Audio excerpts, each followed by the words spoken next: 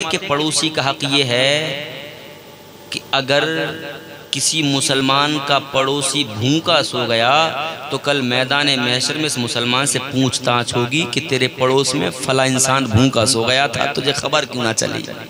प्यारो, पड़ोसी का हक यह है कि पड़ोसी से पूछा जाए भाई तुमने खाना खा लिया।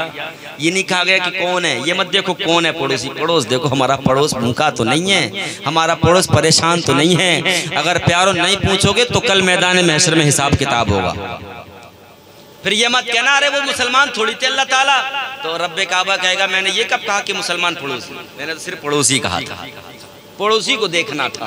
प्यारो सुनिए आप, किरदार देखें आप मुस्तफ़ा का। मक्की की गलियों में आमना का लाल चलता है तो बड़े हसीनो बड़े हसीनो जमील सहाबा के साथ में, बड़े हसीनो जमील सहाबा की जमात में, और सहाबा की जमात के साथ साथ फरिश्तों की जमात भी हुआ करती थी। मुस्तफ़ा जाने रहमत जब मक्के की गलियों से गुजरा करते थे, मक्के की गलियों में चला करते थे तो मक्के की गलियों में बहार आ जाया करती थी। रिवायत करने वाले रिवायत करते हैं जब आमिना का लाल मक्के की गलियों में चला करता था तो गलियां महक जाया करती थी। तभी तो इमाम अहले सुन्नत फरमाते हैं चमक तुझसे पाते हैं सब पाने वाले, मेरा दिल भी चमका दे चमकाने वाले। अल्लाह अल्लाह मुसलमान थोड़ी तवज्जो के साथ मेरी बात को सुने। मुस्तफ़ा करीम जब मक्के की गलियों से गुजरा करते थे तो मक्के की गलियां महक जाया करती थी। जब मुस्तफ़ा के कुछ दुश्मन बने, इन्हीं दुश्मनों में से एक औरत मुस्तफ़ा की दुश्मन बन गई। एक ऐसी औरत जिसको लोगों ने बरगला दिया था, जिसको लोगों ने बातें पढ़ा दी, ये औरत मुस्तफ़ा की दुश्मन बन गई। इतनी सख्त तरीन दुश्मन बन गई कि इस औरत ने एक मंसूबा बना लिया, एक इरादा बना लिया कि जब भी मुस्तफ़ा मेरी गली गली से गुजरेंगे तो मैं मुस्तफ़ा के रास्ते में कांटे बिछाया करूंगी। तवज्जो रखना, बड़ी कीमती बात है, बड़ी प्यारी बात है प्यारो। ये मुस्तफ़ा का किरदार कभी कभी सुनने को मिलता है। आज आपने ये महफिल सजाई है, आज आपको ये किरदार सुनने को मिल रहा है। अब पता नहीं कब अल्लाह ताला मौका दे, पता नहीं कल हम रहे ना रहे, कल हम में से कोई रहे ना रहे। आज मुस्तफ़ा का जिक्र हो रहा है तो इस जिक्र मुस्तफ़ा को सुन लीजिए थोड़ी सी देर। मुस्तफ़ा के कदमों में मुस्तफ़ा जिन राहों से गुजरते, वो औरत सोचती कि मुस्तफ़ा की राहों में मैं कांटे बिछाया करूंगी। इस औरत ने मुस्तफ़ा के कदमों में कांटे बिछाना शुरू कर दिए हैं। अल्लाह अल्लाह मुसलमानों, आमिना का लाल रोजाना गुजरता है, कांटे मुस्तफ़ा के रास्ते में मिलते हैं। मगर आमिना के लाल का किरदार देखें। मुस्तफ़ा करीम जब कांटों को देखा करते थे तो कांटों को देखकर मुस्कुराया करते थे। और सुने, कांटों को देखकर आमिना का लाल अपने कदमों को नहीं बचाता था, बल्कि रिवायत करने वाले रिवायत करते हैं आमिना का लाल जानबूझकर उन कांटों पर कदम रखता था। बोले सुभान अल्लाह। आमिना का लाल जानबूझकर कांटों पर कदम रखता था। सहाबा अर्ज करते या रसूल अल्लाह, आप अपना कदम कांटों से बचा सकते थे, आप कांटों को अपने पैरों से बचा सकते थे, मगर ए आमिना के लाल, ए मोहम्मद रसूलुल्लाह, ए हमारी जानों के मालिक, जरा ये तो बताइए आप जानबूझकर कांटों पे कदम क्यों रखते हैं? जरा मुस्तफ़ा का किरदार देखें, मुस्तफ़ा की समझ देखें, मुस्तफ़ा का किरदार देखें। मुस्तफ़ा फरमाते हैं सहाबा, अगर मैं कांटों से कदम को बचा लूंगा तो वो जो औरत अपने दरवाजे से छुप छुप कर देखती है, वो औरत अगर मैं अब कांटों से कदम बचा लूंगा और कांटों पर मेरा कदम ना रखे तो उस औरत को तकलीफ होगी कि मैंने कांटे बिछाए थे मुस्तफ़ा के कदमों में ना लगे। औरत को तकलीफ होगी, औरत का दिल दुखेगा, इसलिए मैं कांटों पर कदम रख देता हूँ ताकि औरत को खुशी मिल जाए, औरत खुश हो जाए। प्यारो, मुस्तफ़ा ने अपनी तकलीफ को ना देखा, औरत की तकलीफ के आगे अपनी तकलीफ को नहीं देखा। औरत को खुश करने के लिए मुस्तफ़ा ने तकलीफ को सहन किया।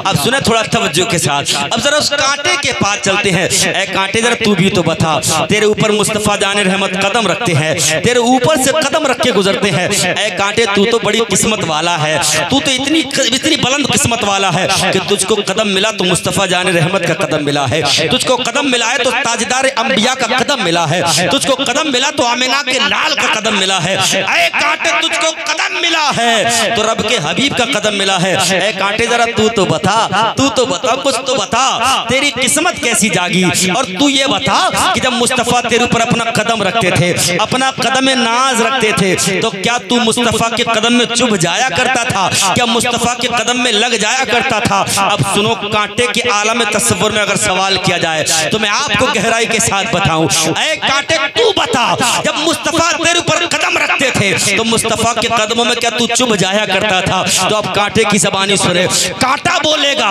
ऐ सुन्नियों सुनो, ऐ मुसलमानों सुनो, जब आमिना का लाल मेरे ऊपर कदम रखता था तो मुस्तफ़ा के कदमों में मैं चुभता नहीं था, बल्कि मुस्तफ़ा के कदमों को मैं चूम लिया करता था। और क्यों ना चूमे, कदम उस आमिना के लाल का है, कदम उस आमिना के लाल का है जो अव्वल भी हैं आखिर भी हैं, जिनकी शान लाजवाब है, जिनकी अजमतें लाजवाब हैं, जिनकी रिफतें लाजवाब हैं, जिनका कोई जवाब नहीं है, जिनका ना यहाँ कोई जवाब ना वहाँ कोई जवाब। प्यारो आओ मैं तेजी के साथ बताऊं, मुस्तफ़ा रोजाना गुजरते थे, ये औरत रोजाना मुस्तफ़ा के कदमों में, मुस्तफ़ा की राहों में कांटे बिछाती थी, मगर मुस्तफ़ा रोजाना कांटों पर कदम रखे गुजरते थे।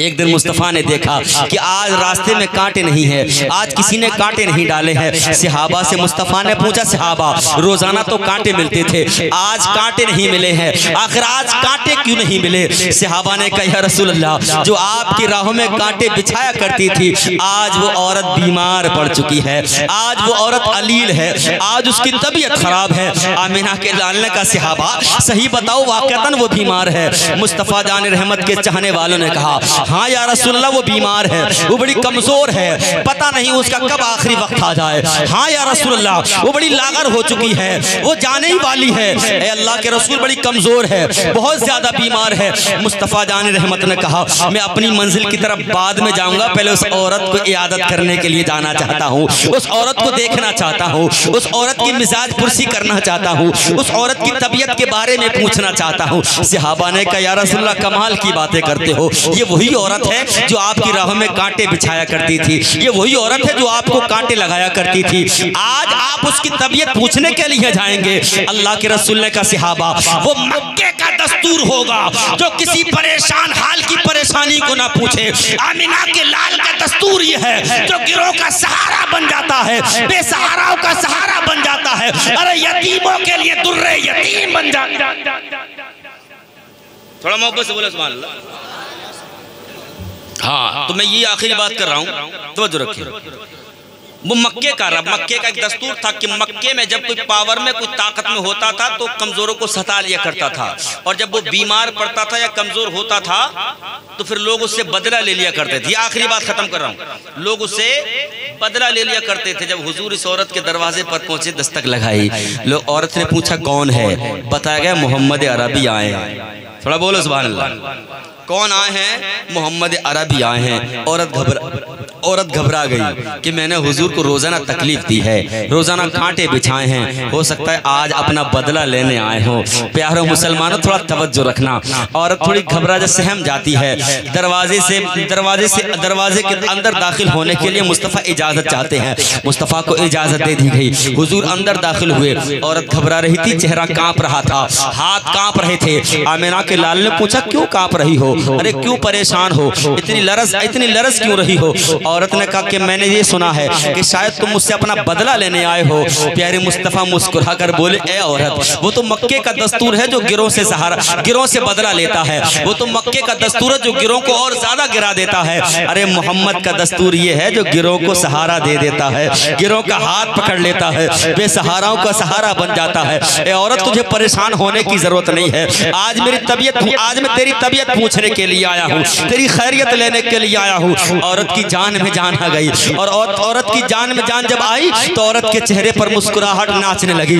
औरत ने कहा कि मैंने तो सुना कि आप बड़े जादूगर हैं, मैंने तो सुना था कि आप तो बहुत बड़े जादूगर हैं, आपको जो देख लेता है आपका हो जाता है। मैंने तो आपके बारे में बहुत कुछ सुना था कि बड़े बेकार है, मगर या रसूलल्लाह, आज जब मैंने आपको करीब से देखा है तो मैंने पहचान लिया कि या रसूलल्लाह, आपसे ज्यादा अच्छा कोई है ही नहीं है, आपसे ज्यादा प्यारा कोई है ही नहीं, आपसे ज्यादा निराला कोई है ही नहीं। या रसूलल्लाह, आज जब मैंने करीब से देखा है तो आज आप पर मर मिटने का मन करता है, आप पर जान लुटाने का मन करता है, आप पर जान निछावर करने का मन करता है। अरे बोलो थोड़ा मोहब्बत से सुभान अल्लाह। औरत ने कहा था, मगर क्या करूं, आज अकल आई है जब मेरी जान निकलने वाली है, क्या करूं, आज समझ आई है कि जब मेरी रूह निकलने वाली है, क्या करूं, आज मेरी समझ में आया है कि जब मेरी रूह मेरे जिस्म से जुदा होने वाली है, अब बताओ मैं क्या करूं, आप ही बताओ। आमीना के लाल मुस्कुराकर फरमाते हैं, ऐ औरत, अब तो कुछ बचा नहीं है, सिर्फ इतना बचा है कि मैं तुम्हें जहन्नम से बचा दूं।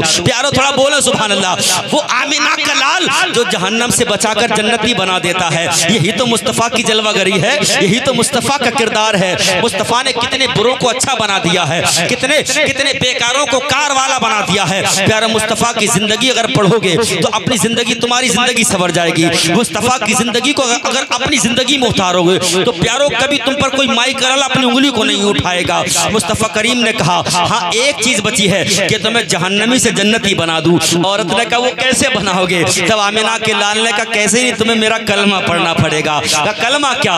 कलमा यह है ला इलाहा इल्लल्लाहु मुहम्मदुर रसूलुल्लाह। औरत ने कलमा पढ़ा ला इलाहा इल्लल्लाह मुहम्मदुर रसूलुल्लाह। जब इतना कलमा पढ़ा औरत की रूह उसके जिस्म से निकल जाती है, गोया कि औरत की रूह कलमा पढ़ने का इंतजार कर रही थी कब ये औरत कलमा पढ़े, कब इसकी जान निकले।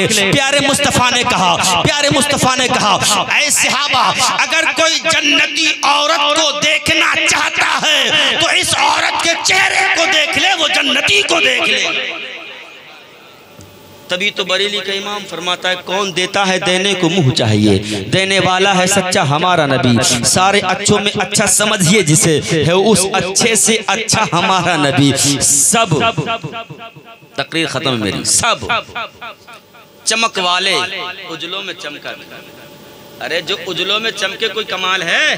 सब चमक वाले उजलों में चमका किए, यानी सब तो चमक वाले उजलों में चमक रहे थे, मगर मेरी मुस्तफ़ा की शान क्या है देखें।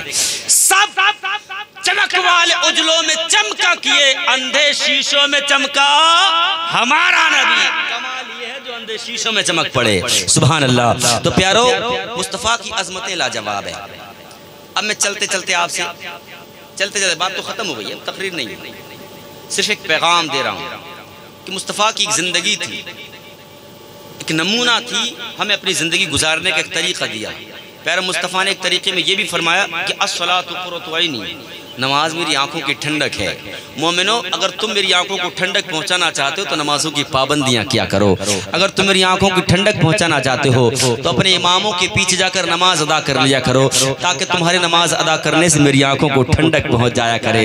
तो प्यारो कभी एक मोमिन, कभी एक मुसलमान नहीं चाहेगा कि वो नमाजों को कज़ा करे, वो कभी जिंदगी में नहीं चाहेगा अपने मुस्तफ़ा की आंखों को ठंडक ना पहुंचाए। बताओ तुम में से कोई चाहेगा कि मैं अपने मुस्तफ़ा की आंखों को ठंडक ना पहुंचाऊं? कोई नहीं चाहेगा। जब हम में से कोई नहीं चाहेगा तो प्यारो हम सबको क्या करना चाहिए? हम सबको ये करना चाहिए कि हम अपने मुस्तफ़ा की आंखों को ठंडक पहुंचाएं। और मुस्तफ़ा की आंखों को ठंडक कैसे पहुंचेगी? नमाजों की पाबंदी करने से, नमाजों को पढ़ने से, नमाजों को अदा करने से। इसलिए प्यारो मैं आप सबको पैगाम देता हूँ, आप सभी हजरात नमाजों की पाबंदियाँ क्या करो, अपने आप को गुनाहों से बचाओ, अपने आप को बुराइयों से बचाओ, शराब नोशी से बचाओ, जुआबाजी से बचाओ, अपने आप को हर गुनाह से बचाओ, पलीदगी से बचाओ, अपने आप को हर मुतनफिर चीज से बचाइए। अपने आपस में तमाम मुसलमानों को, बल्कि यहाँ तो एक अच्छी बात जो मैंने शुरू में ही कही है, आपस में जिस बस्ती में आप रहते हो, जिस मुल्क में आप रहते हो, जिस देश में आप रहते हो, आपस में इत्तेफाक और इत्तेहाद के साथ रहो।